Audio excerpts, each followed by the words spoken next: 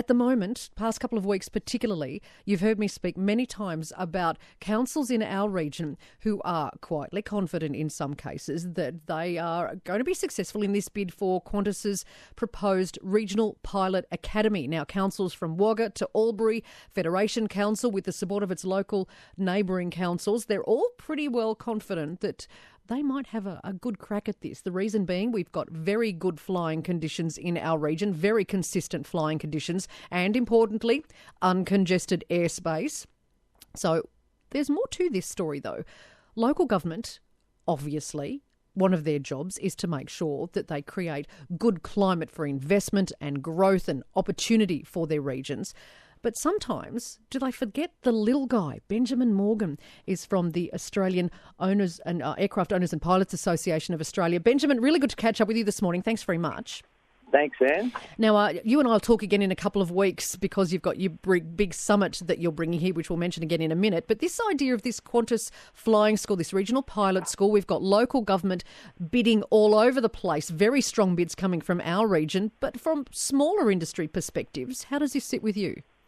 Well, look, first of all, Anne, I have to say that it's fantastic to finally see local governments and airport operators across Australia waking up and realising the growth and economic potential of these regional airports. And this is something that the AOPA Australia for many decades has been saying, that these airports in regional Australia can become strong drivers, not only of commercial economic growth for the regional businesses that are based within cities and townships, but more importantly, they can become catalysts and major drivers of pilot training. Now, we've seen over the last 10 years, or last 15 years here in Australia, the demand for airline pilots has been slowly moving towards peak demand, and we're at a point now where the general aviation industry is at a state of crisis. And the crisis is that we're no longer able to train an appropriate number of pilots to satisfy demand for the airline industry. And we've spoken before, Anne, about the need for regulatory reforms to help ease the pressures that are stopping that from happening. But one of the other areas that we don't often get to speak about, which is the area that's been highlighted through this process of bidding and I guess tail chasing for the Qantas Pilot Training Academy, is that local governments and local airports often hold the keys to attracting the levels of investment that are needed to make general aviation work. And so it's been quite a stunning process over this last couple of months as we've watched regional airports and regional cities fight and basically, duke it out for the opportunity to base the General Aviation Flight Training Academy at their particular townships. And I do have to ask the question, and I wonder to myself, Monday to Friday, external to when this Qantas announcement was made, were these local councils willing to offer the types of incentives and offers that are being put forward to ordinary general aviation businesses so they too, as small to medium-sized companies, can enjoy growth? Do you find, Benjamin, that sometimes that relationship between general aviation and local government isn't as warm as it could be because local government doesn't recognise the significance of general aviation in the wider regional economy? I probably think it's much simpler than that. I think it's really to do with the fact that in this particular case, the company that's seeking to establish the facility is the Flying Kangaroo. I think all of these councils are looking at the big corporate opportunity, and they're probably saying to themselves, these guys will be a sure bet. They've got plenty of cash. They're going to pour it in. We're never going to have to worry about whether our rents are being paid. And so the councils and the airport operators are really busting themselves and going out of their way to attract this deal. The thing is, though, that this is just one flight training organisation. And even with the establishment of the Pilot Training Academy for Qantas, they're never going to be able to fulfil the types of demand that is currently needed to satisfy Australia's domestic and international pilot shortage. And so what we need to see is we need to see local councils and local airport operators getting behind the smaller flight training organisations that maybe already exist at their airports or organisations that they'd like to lure to their airports. And they actually have, these councils and airport operators have a fantastic platform in front of them that they can incentivise. They can lower rents, they can remove fees and charges, they can assist with the construction of appropriate facilities and make investments within these businesses And we're going to need to see that to happen. So we're going to need, right across the national network of airports, a real shift in attitude by local airports and councils if we're going to tackle the challenge of pilot demand. Do you sometimes find that local government, who are often the operators of that local airport, don't provide the easiest operating conditions, the most conducive to success for some of those smaller training schools in country areas? Look, Anne, I think historically what's happened in Australia is local councils and airport operators have simply looked at their tenants as a cash cow. We come up against this debate all the time. The airport operators will say that they have these very expensive assets and these assets need to return and earn and make a profit. Well, the truth of the situation is that, after the war, when many of these airports were established, they were vital pieces of our civil transport infrastructure network, and they were funded by the federal government, and they were funded appropriately because the government understood that just like highways, just like hospitals, just like schools, you need airports if you're going to stimulate economic growth into regional centres. Now, obviously, as we came through the 1990s, the airports were privatised by the federal government, and as a consequence of privatisation, what happened was that funding disappeared, and the airports are now reliant on either their local council or they're relying on private owners to cover these costs.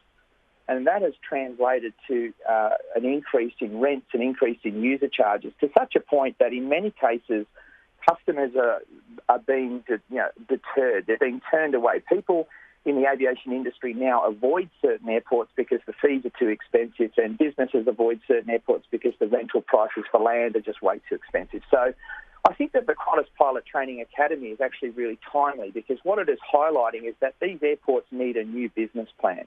They need to understand that they are actually part of the national transport infrastructure picture, and without these assets being funded appropriately, i.e. being run to enable growth, we'll see aviation continue to decline. It's really interesting you say that, reminding people that these airports, however small some of these regional airports are, that they are still a really important link in the national transport infrastructure chain. But often they're run by organisations with very little expertise, if any at all, in the aviation or transport industry, that they are just another asset of council, like the local pool, for instance. Is this where the problem is, that the link in that chain has been forgotten and these are not being treated as the critical piece of infrastructure that they are? Oh, look, Anne, absolutely. And to make this easier to understand for, let's just say the broader community, it would be like the council saying that the parks and ovals need to make a profit. Could you imagine a scenario where a local council hands over all of the parks and ovals? Let's use, for example, the city of Wagga. Imagine the bizarre situation where the council hands over the management of all parks and ovals in the city of Wagga to a private company who immediately installs boom gates and puts fences around all of the parks, and not a child in the entire city can now gain access to the facility without paying a fee. I mean, it would be met with total outrage. The community would say this is just outrageous. You're taking away a facility that's encouraging the growth and development of the city and the well-being of its residents. Well, that's exactly what's happened with airports. The airports have been handed over. Business units have been created to manage these airports, and those business units treat them as if they are to be a profitable concern. We've lost, in many cases, the local councils have lost sight of the fact that they're a public infrastructure asset. They're there for a reason. They're there to stimulate growth. They're there to enhance the city. They're there to connect the region. But if you take a pure capitalist profit mentality approach to it, it's a certainty. The airport will go broke. And we're seeing situations and scenarios all around Australia where that mentality has virtually destroyed sections of aviation. So again, I make the comment that the QANTAS Pilot Training Academy has awoken a process which I think is really healthy. I think it's now time that the airport communities, by way of local councils and their operators, start to have a look at the way in which these airports are being managed. Certainly, it means that airports are going to have to allocate spaces on these aerodromes and virtually give away space to encourage flight training organisations to get set up. But I don't think that that's a bad thing. And if I could make this statement, imagine a scenario today where we have Wagga Airport, and Wagga Airport has a very limited number of businesses. Now, imagine a scenario where Wagga City makes the decision that it will actually make the land space available to any general aviation business for $1 per year. For each business that sets up now at Wagga Airport, it's creating employment.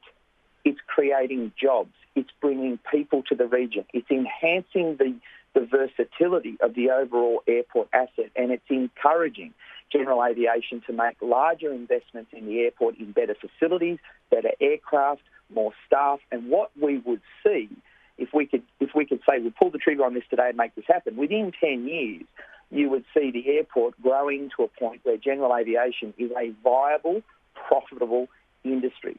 But if we continue the current model, which is to charge comparable economic rates to, commercial high street in town, and we use Bankstown Airport here in Sydney as an example, we've got guys running small maintenance and engineering facilities paying upwards of $100,000 a year in rent. It's crazy, and yet the airport operators will tell you, but they're commercial rents. They're comparable to what you have to pay to be an industrial estate at Bella Vista. Well, aviation is not the same as the broader economy. This is a crazy fact. If I were to say to you, Anne, how many customers in Wagga would be available for a muffler shop, we would have to look at the broader issue of how many residents are in Wagga, how many people own cars, and it'd be very difficult to try and quantify that number. But chances are, I think if Wagga has a population of around 60,000, then chances are there's probably going to be at least 10,000 vehicles in Wagga. So we know there's a reasonable market opportunity. Well, in general aviation, there are only about 8,000 registered aircraft nationwide. And so if you're going to charge high rents, where do the customers come from?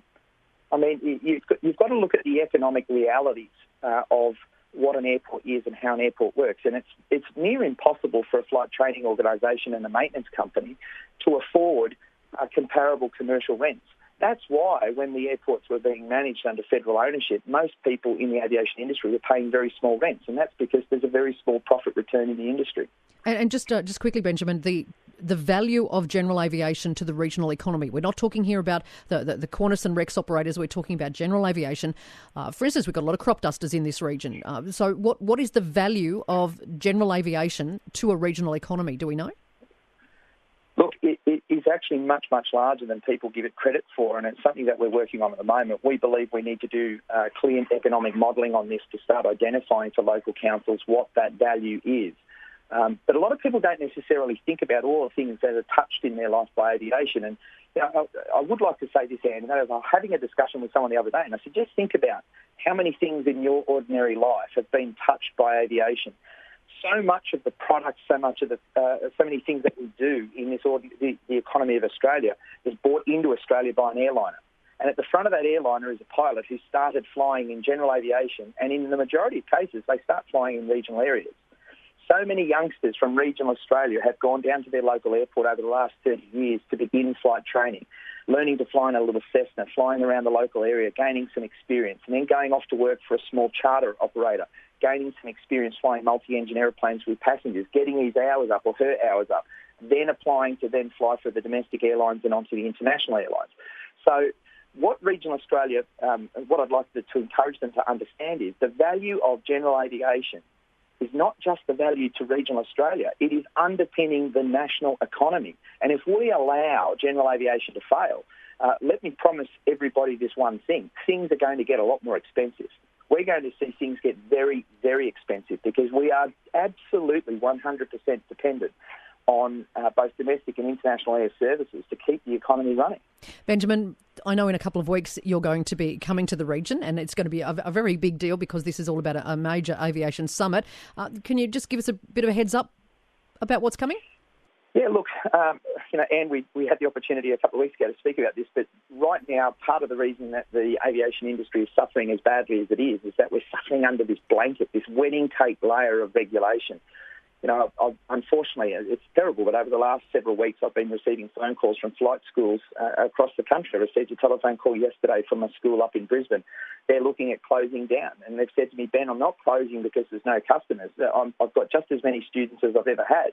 But under the new regulations which were implemented over the last 3 years, I now have to carry so many additional staff that virtually do nothing that I wasn't already doing. and this has eroded all the profitability out of my business. And so I'm not here to work as a charity. I'm here to make a living, and I need to put money in the bank for my own superannuation. So I'm thinking of shutting down my business, and I've been here since 1975.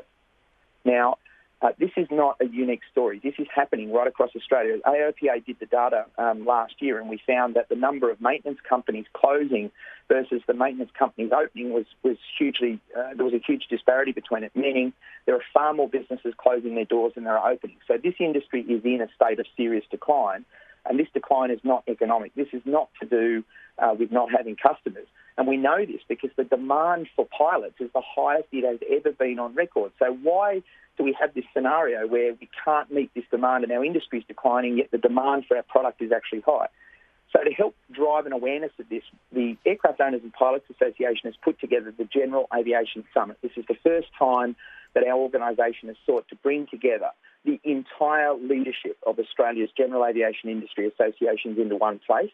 We've chosen to do this in Wagga because Riverina is the seat of Deputy Prime Minister Michael McCormack. Mr McCormack is the Minister for Transport. He is the Minister who is responsible for aviation in this country. And in order for our aviation industry to thrive, we need Mr McCormack to take the necessary steps in updating the Civil Aviation Act. We need to start at the very top of the tree and work our way down. So we update the Act and ensure that it requires Australia's aviation regulator to develop regulations that are, in fact, affordable to industry. And it's really funny, I'm often pulled up on this point and people say, but can you make safety affordable? And of course you can. We do this in just about every other industry in Australia, and we don't even give it a moment's thought. And I used an example the other day by saying that it's not disputed that speed is one of the highest attributions to accidents on the road today in Australia. In fact, it's one of the highest contributors to fatalities on the road. So we know that if you put a speed restrictor in every vehicle in Australia that stops the car going faster than 110 kilometres an hour, then guess what? There'll be no speeding and we can arrest that fatality rate. But the government doesn't impose that restriction on the economy because it knows that those devices, if you had to retrofit every single car in Australia, you'd be spending hundreds of millions of dollars to comply. So the cost of safety is taken into consideration in the government saying, well, no, we're not going to do that. Inversely, in aviation, however, we are not given the same luxury. What happens is regulations are developed on a monthly, weekly basis, it would seem at times, and the layer cake of these regulations has gotten to such a point that the cost of providing ordinary aviation services has become ridiculous, to a point where general aviation is becoming uneconomic, uncommercial. So we need the Minister to update the Act to basically require the regulator to consider these costs, so that future regulations and even some of the historical regulations may be reviewed and we can start to streamline the quote-unquote red tape. The second thing we're looking at doing, Anne, is to have the Act structured so that the safety regulator plays a role in fostering and developing general aviation. We have a safety regulator today that does not need to take into consideration the fact that the industry is in wholesale decline. And that's a really bizarre situation. If you think about that, if you're the government body responsible for looking after aviation from a safety perspective, it would be fair to say that if businesses are going broke and people can't afford the functions of creating safety, then we're actually creating an anti-safety environment where it's getting less safe because the businesses are no longer profitable enough to provide a service. So we want the regulator to be accountable, accountable for safety, but accountable for the productivity and the success of the industry at the same time. Benjamin, you and I will catch up again in a couple of weeks when the summit is here, a massive summit and a very important one. As you say, this goes to the heart of aviation policy in Australia. Regional Australia affected, of course, deeply. Benjamin, really good to speak with you this morning. Thanks very much. Likewise, Anne. Thank you. Ben Morgan, who is the Executive Director of the Australian Aircraft Owners and Pilots Association. This big aviation summit in Wagga coming up in the first week of June.